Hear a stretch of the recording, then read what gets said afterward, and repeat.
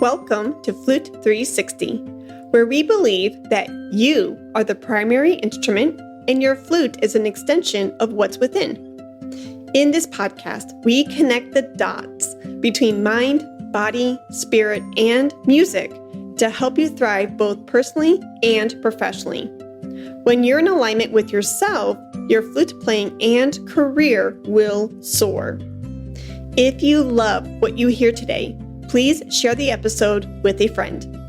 It helps others become a 360er like you. Today's episode is episode 306, Rooted in Music, Growing Where You're Planted with Dr. Matthew Allison.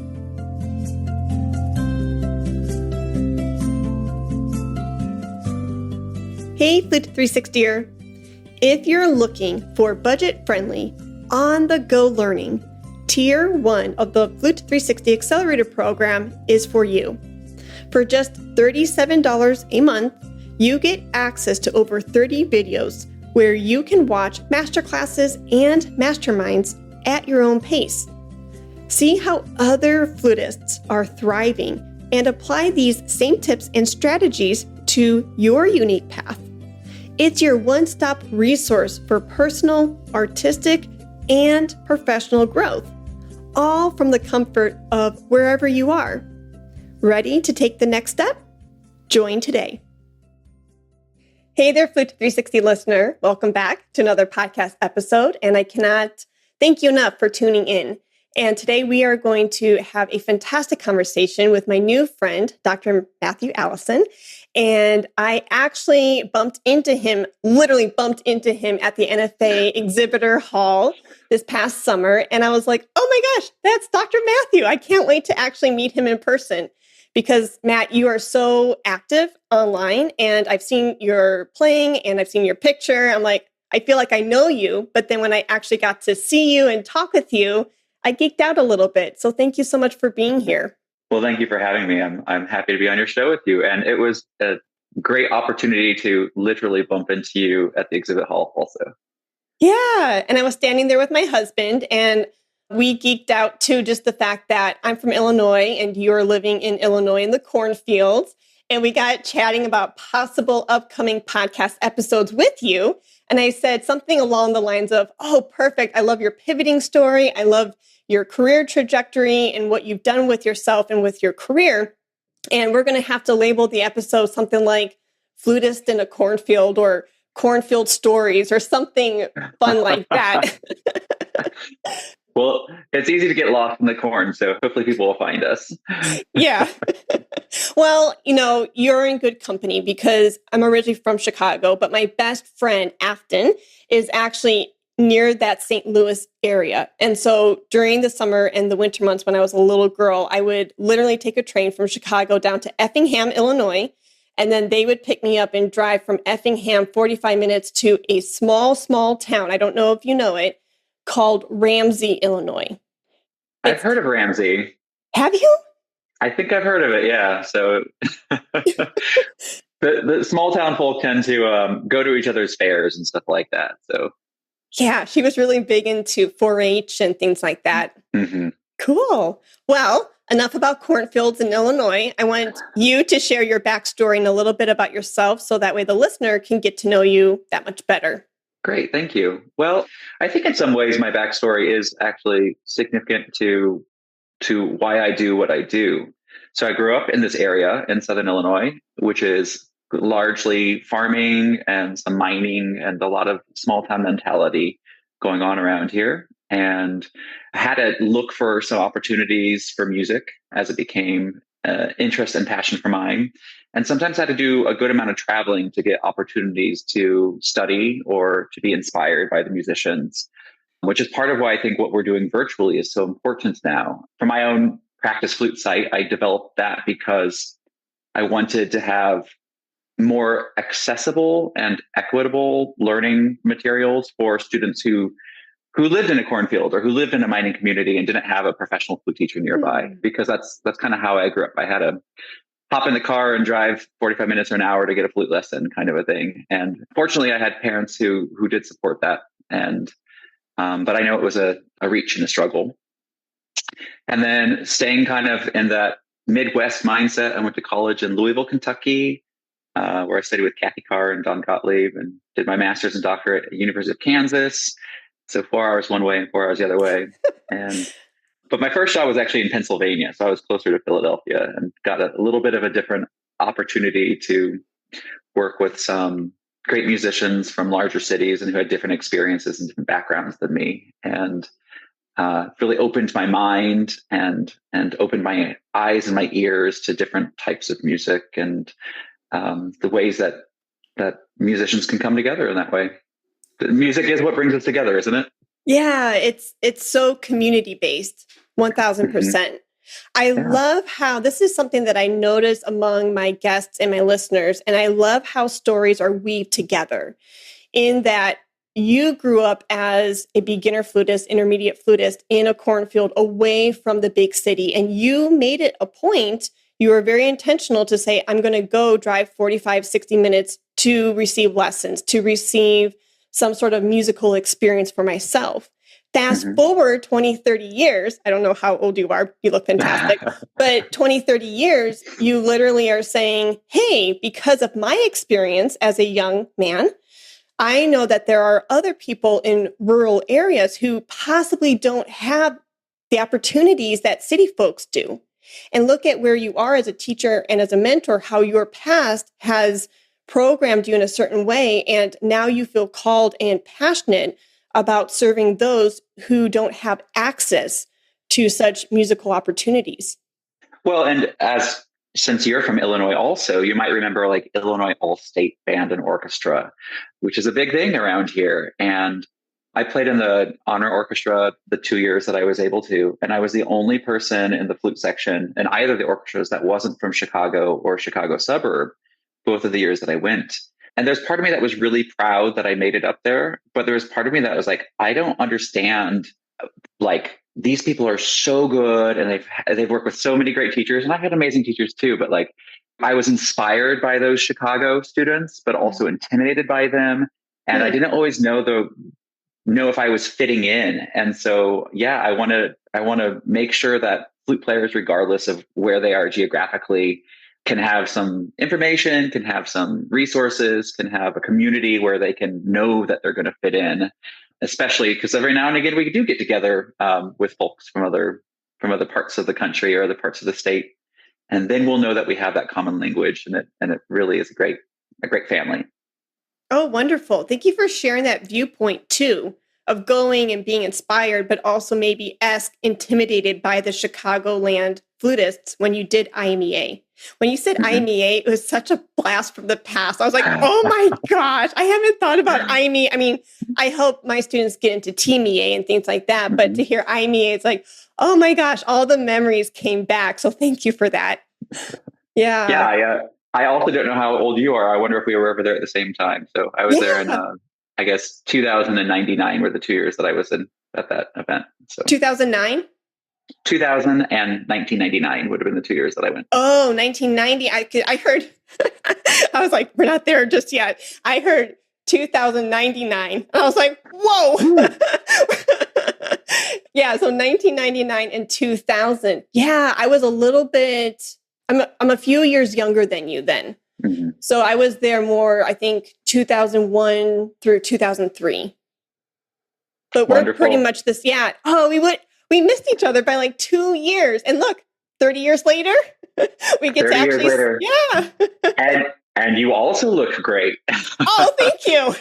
We'll have to do a podcast on skincare secrets or something like that. Right. Next, so. Well, Zoom helps a lot not to show my crow's feet around my eyes, but oh shoot. Yeah, no, that's really cool. So going back to like young Matt and having that experience and that perspective of going, oh wow, I'm so inspired, and I'm also intrigued and intimidated all at the same time.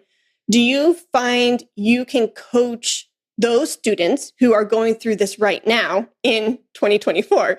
Do you feel like from that experience, you're able to, do you have any students who feel the same way? Like when they go from a rural area to like Boston or Philadelphia, like the big cities, do you see this happen with your current students? And if so, like, how are you able to coach them through it?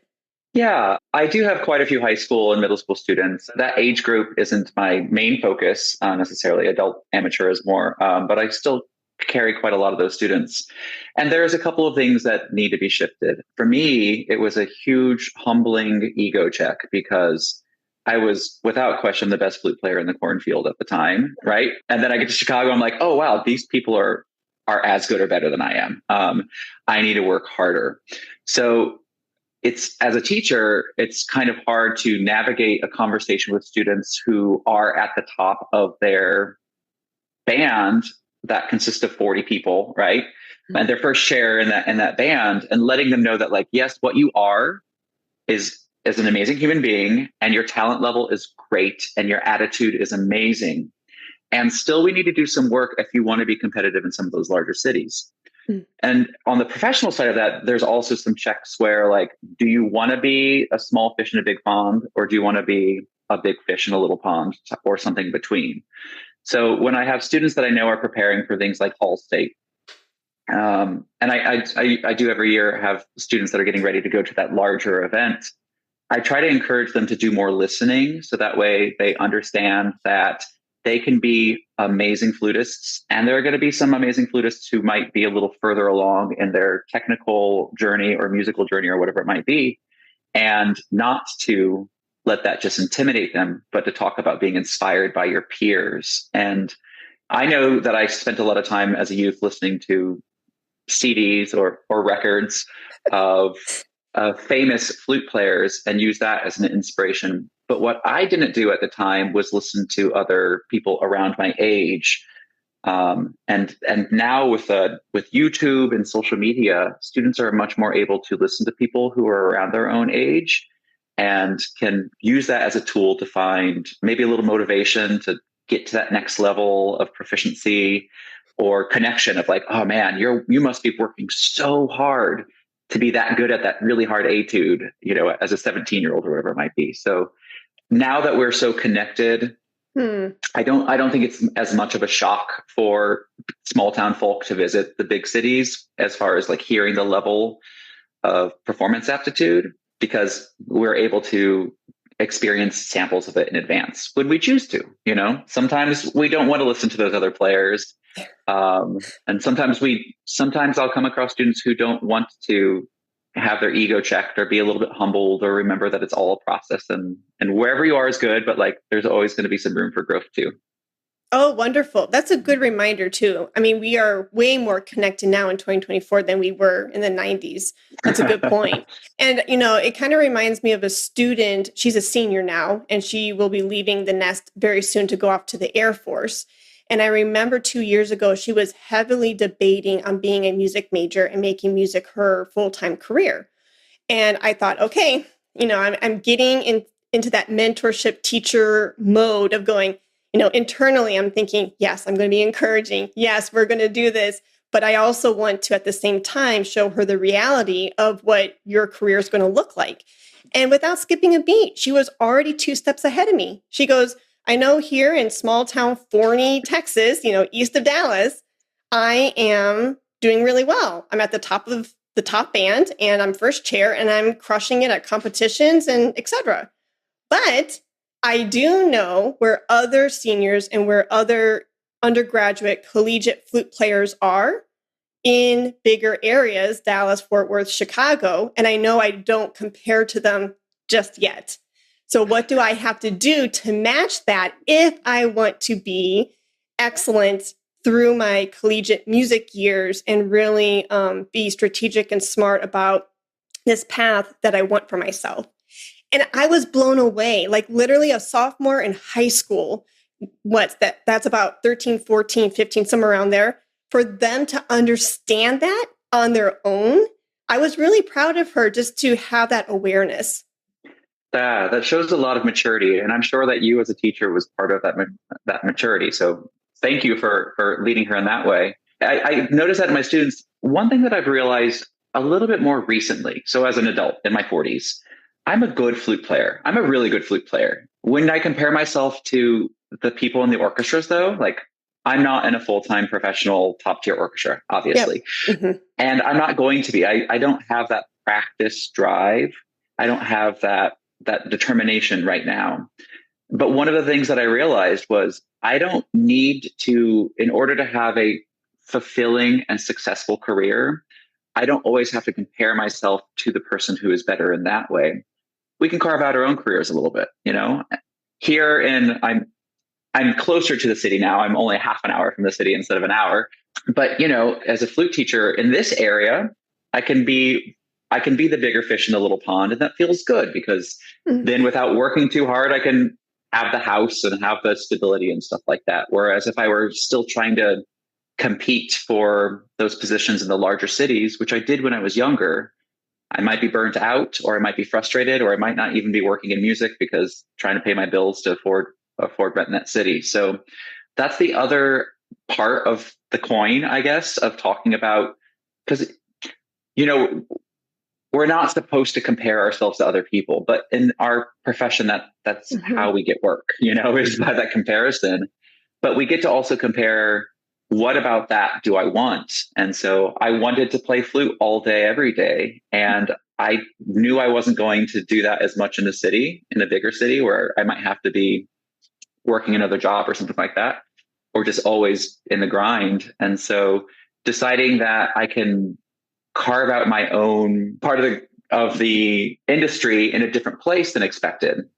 When I was younger, I guess people only talked about the orchestras in the major cities, and they didn't talk about entrepreneurship or running a music studio as necessarily a positive thing, or being in chamber groups and playing weddings, or the regional orchestras and things like that. So I've gained a lot more respect for all of the ways that we can be a musician since I've had a career that has led me to where I am now, but without realizing. I try to get into something. I auditioned for that, and I auditioned for that, and I was a finalist for here and there, and all of those steps helped me carve out the things that I was doing because I thought that's what I was supposed to do, compared to what I really wanted to do, which was just have a flute in my hand every day.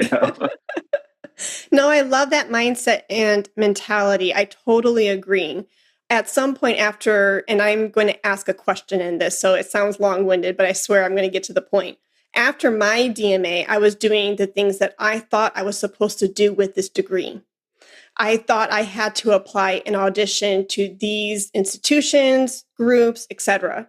And after doing it for 1 to 2 years, I had some hits and some misses along the way. And I came back from one audition, I think it was Idaho. And I was talking to my husband about the experience. And I had this moment of going, wait a second. I'm literally a circle peg trying to force myself into a triangular hole. What the heck? This isn't even me. This is literally not why and what and the reasons why I started my flute journey in the first place. What am I doing over here? And so to be in that element, that's kind of ask along the same lines of what I just heard from your story. Once I realized that and owned my strengths and why I'm here in this space doing what I love and what I'm drawn to, there is this huge empowerment, confidence boost to that entity and to showing up in that very genuine way. And then I think you can really bloom and blossom where you're planted. So does that resonate with you? It does. It does. And I think I discovered it maybe a little bit later than you. I actually got a job when I was ABD. So before I finished my DMA, I won my first job, and it was a dream job, and it was awesome. And then that whole school went bankrupt. And so after 3 years of having a great salary, full-time job, I was looking for work again. And I got a temporary, a 1-year interim at a university in Illinois. So that brought me back from Pennsylvania to the Midwest. And that's when things started to not feel right. I was working so hard to try to be a full-time university professor and try to please all of my students and try to please all of the colleagues and try to prove myself, that all of my energy was going into proving that I was worth that job, especially when you're in an interim position. Those are definitely the circle and triangle peg square. I mean, you're trying to fill the hole left by whatever peg was in there before. And that's uncomfortable, but it also made me realize that like, that wasn't my authentic self trying to do that. I was trying to please these people instead of trying to be the best at what I love to do. Ooh, interesting. So I guess my follow-up question with all of that, sorry if I interrupted, I just got so excited. And that is, I was curious, like, did you have that realization, like, directly, I'm using air quotes, directly after the DMA? Or was it because of another experience? And it sounds like it was a job thing, but I'm kind of curious with people who undergo the terminal degree, if there is something, because it is a prestigious thing, somebody who goes that far in their career to attain something like that, it should be celebrated, right? Mm-hmm. At the same time, it makes you question a lot of things. Because, I mean, it really challenges you on many, many different levels, correct? Like creatively and financially and, all the things. And so for me, it was like, okay, do the curriculum, get that degree. And then when you're away from the curriculum, and maybe away from the standards of testing, juries, all this, and you have time to like soak it in, celebrate that accomplishment. And then when you're out into the real world, I wonder if the degree, like I know for me, the degree was wonderful and I wouldn't change it for the world. But I think it puts you and it lovingly encourages you for reflection and questioning things. What do I want to do now that I've accomplished this? What's next? And I didn't know if for you had that realization because directly after the DMA you graduated, or if it was something else. I think for me, and I hear what you're saying as far as that in your story, because I went from my bachelor's directly into my master's, directly into my doctorate, and then directly into my first 2 jobs before I had any break. It wasn't until the break that I had after I left the university job, the 1-year interim, that I really started to realize it, because I hadn't had time. The doctorate was busy, and then my first job was busy, and the second job was trying to fit in with that university. And then all of a sudden I had time. And then all of a sudden I didn't have a next plan, because during my master's, during my undergrad, I auditioned for master's, and I knew that I had an assistantship that was waiting for me 6 months later. So I finished my bachelor's and went directly there. And during my master's, I knew that I had an assistantship lined up for my doctorate. So I went right in there, and it was just overlapping. And so it wasn't until I had the space that I really started to think about what it is that I am doing compared to what I'm drawn to do. And so I don't know if I were to do it all again, I'd probably end up doing it the same way. But like, I think if I had a year off or a summer off or some amount of time, maybe after my master's, if I had tried to be a professional flute player for a few years before starting my doctorate, maybe I would have had some other kind of experiences that would have shown me sooner that I was trying to do something. But for me, because I just transitioned from one to the other, it wasn't until I caught my breath after that second job ended that I realized that those weren't the jobs that I was meant to be doing in the first place. Interesting. Yeah, space and time is so valuable. And I tell my students all the time, it's funny because we live in such a fast-paced society where it's like, school, what's the next thing? Go into the next curriculum, boom, boom, boom. And some students need to pause. They need to have a gap year. And they worry about what their parents are going to say, what their past mentors are going to say, if they're ruining their career by taking 2 years off, 3 years off between certain degrees. And I'm all, no, if you need that time, if you need that space to self-reflect and evaluate and figure out what you want, do it. Because the difference between, a 2-year break or, a 1-year break, it's morsels. Do you know what I mean? It's nothing. But in the big scheme of things, it could really have a significant impact on your trajectory, because now you're showing up for what you believe in, what you're passionate for. And I loved what you said earlier, what you're drawn to. And then you're going into that next season with intention rather than feeling like, oh, I should be doing this because it's the next thing and that's what everybody else is doing. Yeah, and I guess what you do with that gap year or gap years is also important. I Yep. didn't ever work a job that wasn't music. And there were times so after my second job ended, I had to tighten my belt quite tight. The income was not a lot, but I stubbornly didn't want to take another job of any kind. So I just tightened my belt. I reduced my budget, and I figured out what I needed to do to be a successful musician for where I was at the time in my life. And that kind of creativity I think is important also. So even if I were in a safe path like I was for most of my young life of university into job into next job, I would challenge myself, and I would, I guess, challenge students of mine if I had college age students and say, if you don't land that job that you're expecting to get, what then are you going to do instead that will satisfy you, that will satisfy not only your financial needs but satisfy your musical needs, the needs of yourself? And I don't think that's a negative backup plan. I think that's a really good realization of, teaching at the Pennsylvania Academy of Music was great, teaching at the university was great, and then when I wasn't doing either of those things again, I missed parts of it, and I had to say, what is it that I miss? And can I find that somewhere else? This is Mhm. one of my favorite questions to ask. I love the verb challenge. Like, I love to challenge things. I hope it comes across as a positive thing sometimes, usually. But I love to ask, this is a way of doing what?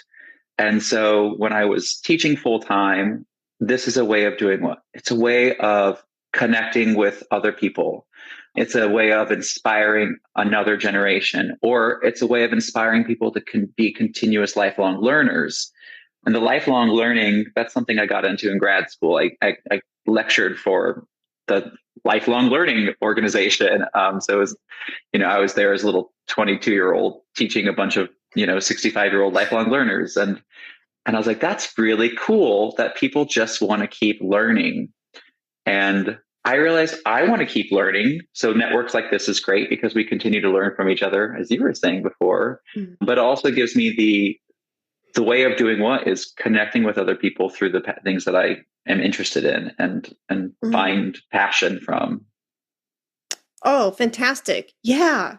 So, where you are in your career, let's go back to what are the things that I'm drawn to. So, how have you shaped your career in a way where you feel financially fulfilled, supported, creatively fulfilled? What does your career look like? So that way we can paint one of a trillion possibilities for the 360 listener out there. Because a lot of times I empathize, a lot of times, well, let me back up. I think this conversation of like, you can be a flutist and something else is more obvious in our culture now than it was 30 years ago. And I think people are accepting this, that we can hold these different positions and we can mold a flute path that looks and fits best for us. But I think in some weird way, when I have conversations with 360ers, because it's still new-esque, like it's a new terrain, but we're accepting it, they need permission to go out and do the thing. So I like to sometimes paint this picture of it could look like this, but what about that? What if we tweaked it here? And there's a trillion plus variations on how somebody can trailblaze their own path and create one for themselves where they are sustained and creatively fulfilled all at the same time. So what does your path look like? Well, where I am on my path now, and I don't know how long I'll necessarily be at this stop, which is a great place for me now. I have a handful of local students that I teach, and that provides a nice little, stability. I have several online students that I teach throughout the country and internationally. I have regular students in Japan and Canada and Florida and Texas, and here I am in Illinois. So the internet has let me expand that way. And then I run some like group classes, and those focuses are on mostly adult amateurs, or those who aren't full-time musicians or who need a little inspiration. And I think that's one of the things that ties into the question that you asked that opened my eyes most. So a lot of musicians will work in other fields, and that is okay, and that is great. Do what you need to do to pay your bills, to feel safe and steady, and make time. And I think it's also a time that we're having a renaissance or a reawakening of appreciating people who chose different paths and are either continuing with flute or coming back to flute. At the end of the day, if you are passionate about playing the flute, nobody ever, I have not heard anybody say, I'm passionate about making money playing the flute, right? Yeah. Sometimes we make money when we play the flute. And when those two things align, that's great. But most of the people I talk to just want to play flute and they want to make a living. But the two things don't have to be the same. When it does, it's great, obviously. So for my little, I guess, path now is helping reignite the spark of passion for people who step away from flute for one reason or another is really rewarding and really fulfilling. And then also, like, it's an expanded market, which is great. So when we do talk about the business part of being a musician, which, you know, those of us who are only working in music have to think of ways that we can make money doing it. We can only play so many wedding gigs. We can only teach so many after school flute lessons, or states like Texas, I think you're allowed to teach like during the school day. And so that would be nice. We can't do that here. So like, what else am I going to do from 9 o'clock to 3 o'clock? What can I do that'll inspire me? I've written a few practice books. And then, so when those sell, that's nice. It's a couple of extra bucks here and there.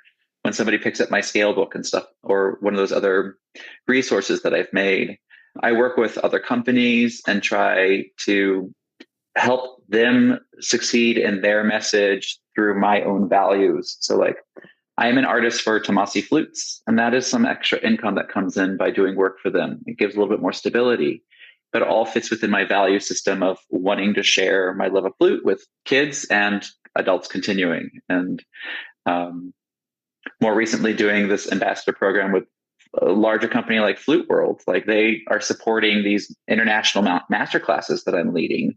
So that way the people can participate free of charge, but I, as a musician, still get support and still get to know that what I'm going to do is going to sustain me financially and emotionally. But like, the two things, when they come together, is a really ideal opportunity, right? Yeah.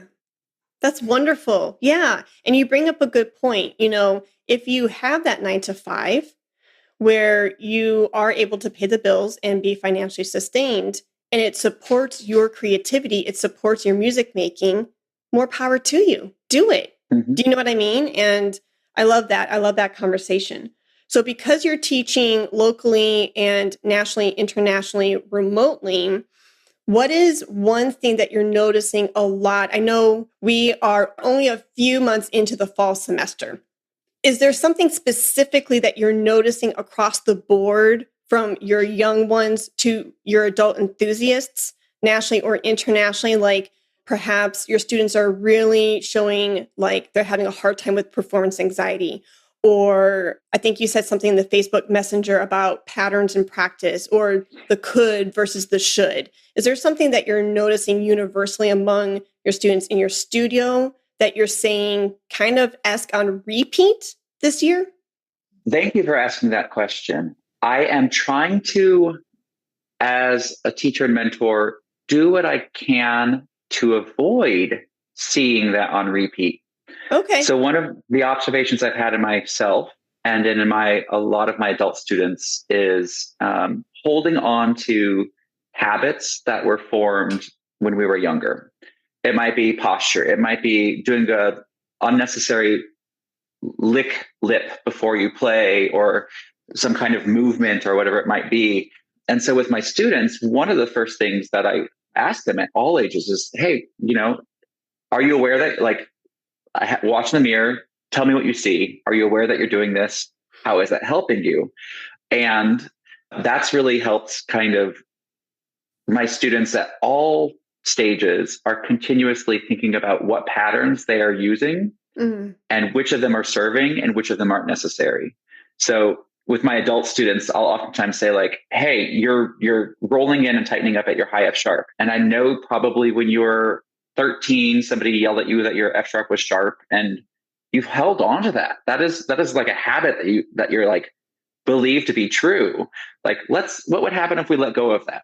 So I think I'm not seeing it across the board necessarily, but I am seeing that the way that I and learning from my adult students is helping me approach teaching my younger students a way that I hope will keep them curious about the way things could be throughout their whole life. So, maybe today I need to say, okay, drop your jaw a little bit more, or maybe today, stand, try rolling your shoulder back. But like, if you tell yourself that every day for the rest of your life, eventually you're going to overcompensate from the need.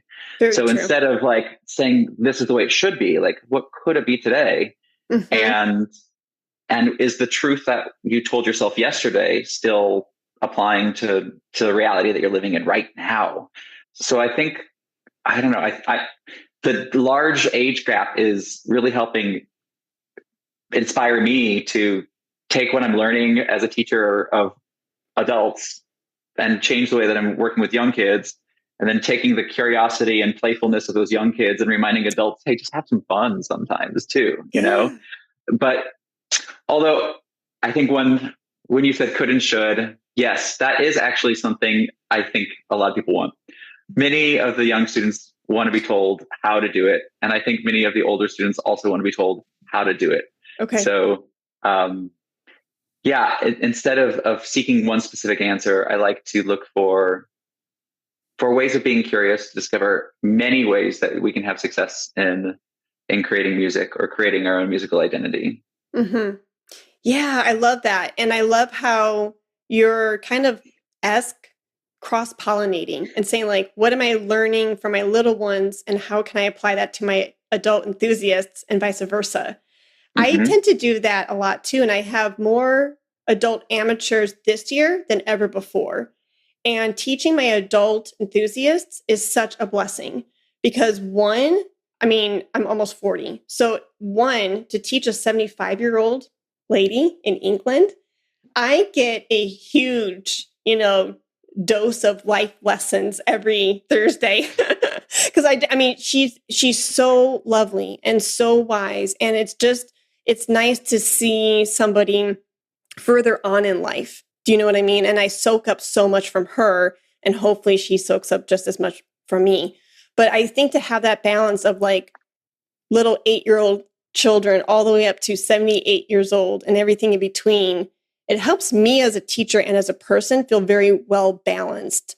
And I love how you're taking those lessons from each demographic and applying it to the next. I think that's really smart. That first job that I got out of grad school at what was called the Pennsylvania Academy of Music, my youngest student was 7 and my oldest student was in her 70s somewhere. And I had a couple of adult amateurs in their 40s or so. And I had several high school students the main gig was a preparatory school. We prepared high school students who were going to go to college for music in an intense setting. But a cool thing that we did was we would have a master class every month where all of the students came of every age. And it wasn't a master class that I taught, they peer taught. And I would oftentimes have the 8-year-old teach the high school kid, or have the 8-year-old teach the adult amateur, or have the 8-year-old teach the older adults learner.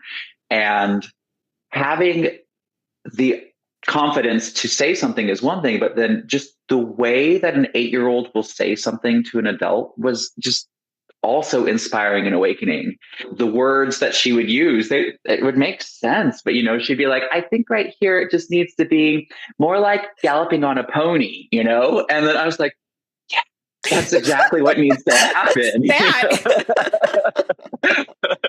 Write that down, all you college kids. Gallop on a pony right there, like, can you remember when you wanted to like own a pony? I don't know. Yeah.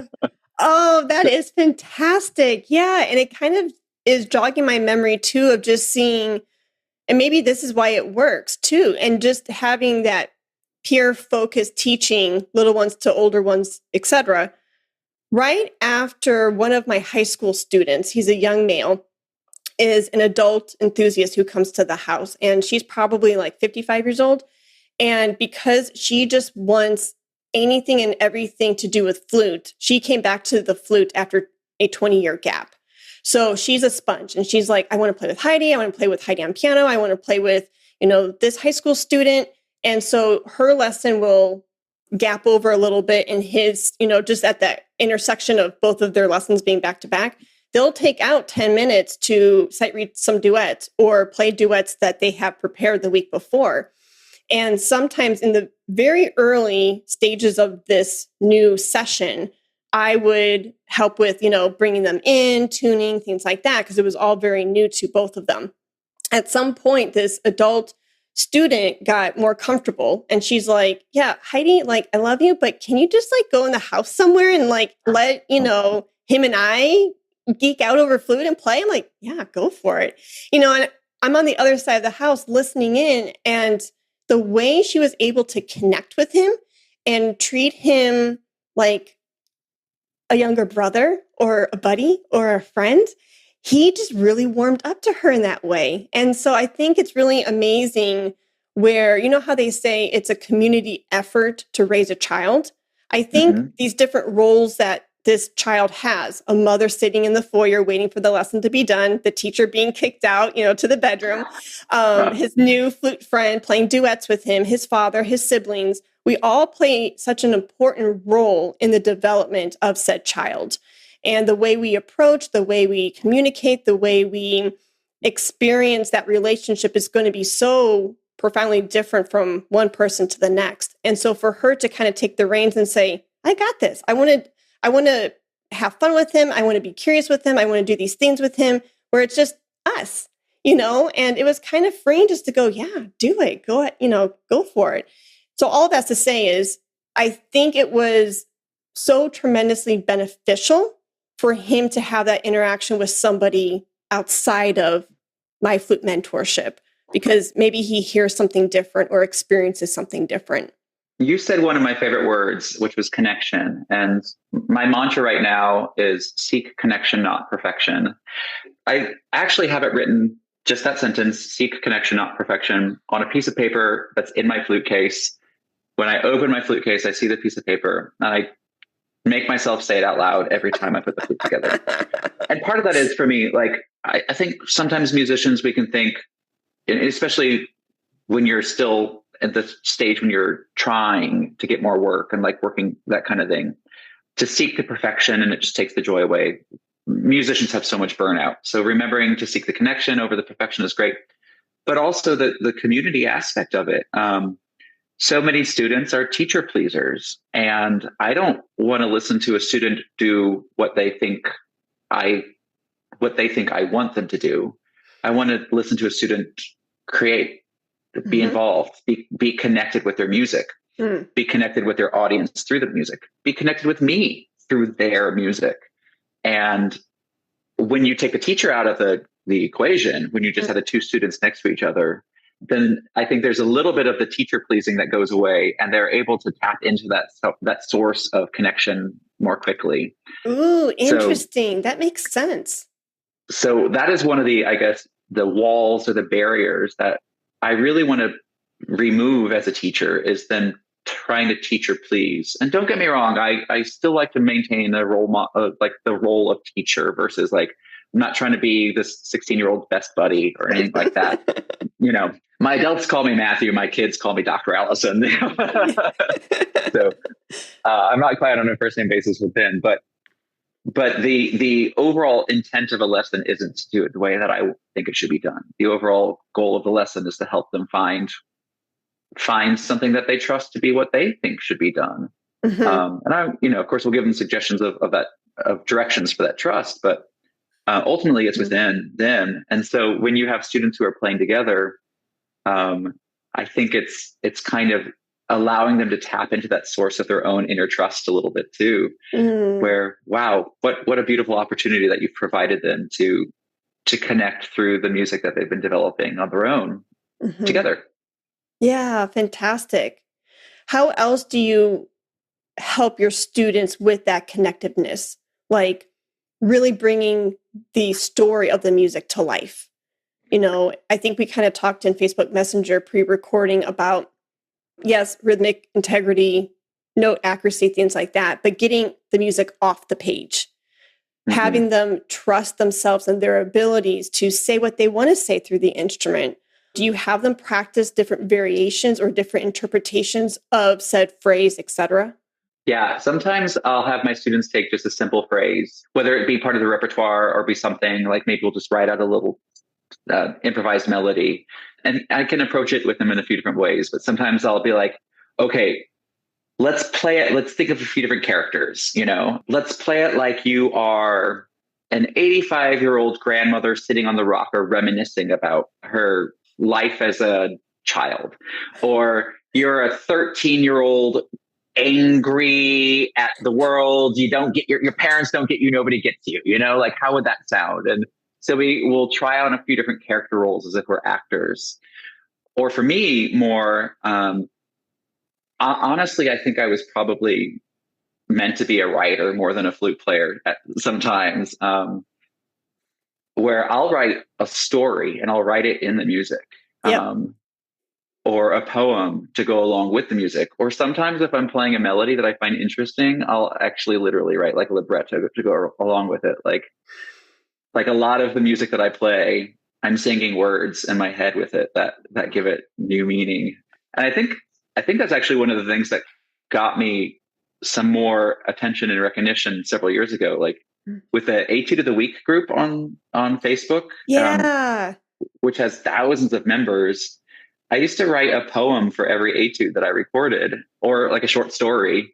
And I would post the video of me playing the etude and I would post the poem with it. And so many people would reach out to me and say like, here I just thought it was like notes and rhythms. And now I'm imagining this butterfly flying around. Yeah. I'm just like, wow, I didn't realize that you could have music without imagining that. Yeah. And so, and I think many people probably would naturally, but at some point we lose our trust that whatever we're imagining is right.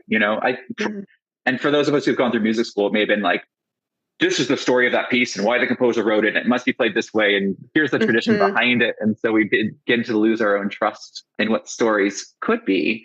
So yeah, the composer may have had a story in mind when they wrote it. And sometimes I honor that. And sometimes I honor it differently, I guess. But that's another thing that I would love to have students do is to write out their storyline. To if this were accompanying a film, what would this scoring be accompanying on screen? So yeah, trusting their own interpretation of said piece. And that reminds me of a 360 masterclass we had a few weeks ago. And one of the players played Shamanad. And she played beautifully. Her technique, her sound, flawless. It was so gorgeous.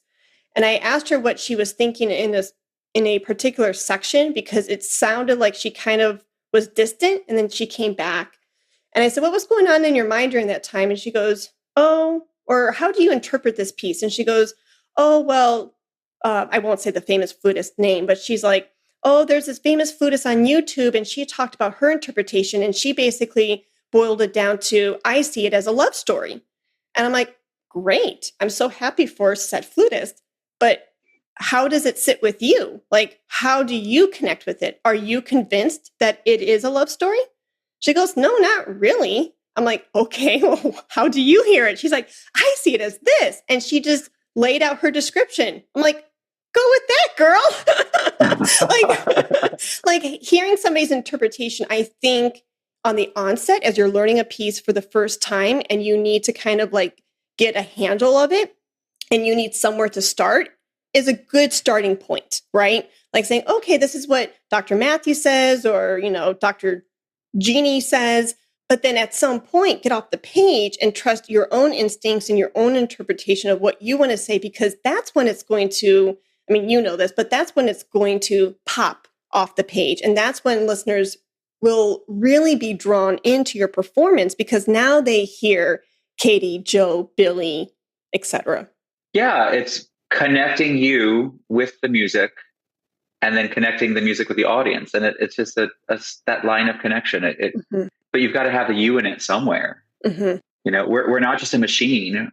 We are living, breathing, and expressive beings. And when we put that bit of expression in through our breath, through the flute, then it helps the flute feel more alive and awakened as well.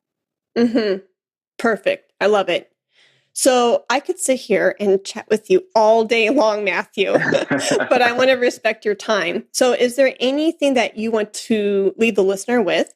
And or is there an offering that you want to mention and invite flutists into your world? Because I know, thank you so much, by the way, for always sharing on Fridays your upcoming webinars or group classes through our Flute 360 family private group. I really appreciate you interacting with the members.